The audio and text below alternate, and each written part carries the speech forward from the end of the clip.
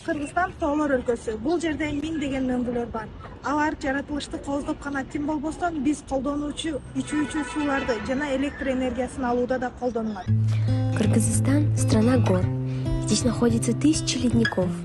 Они не только украшают природу, но и дают воду.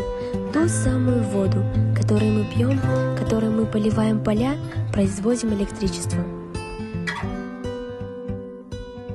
Азыр бул мөңгүлөр тез арада жоголуп бара жатат.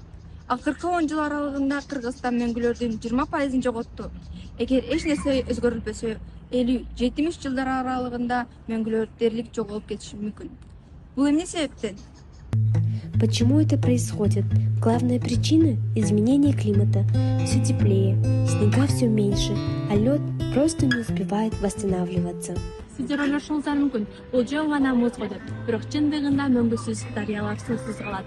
Ал эми суусуз жашоо жок. Уже сегодня в некоторых селах не хватает чистой питьевой воды. Колодцы пересыхают, ручьи превращаются в тонкие струйки. Вода из-под крана – роскошь.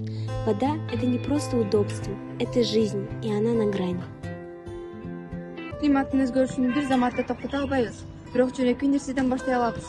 Сууну үнөмдөө, жаратылышты булгоого, экологиялык иш-чараларга катышуу. Ар бирибизден башталган кичинекей кадамдар бүтүн өлкө үчүн чоң жетишкен. Менишинен бирге аракет кылсак Кыргызстан жаратылышын сактап калабыз. Балдарыбыз үчүн, келечек үчүн.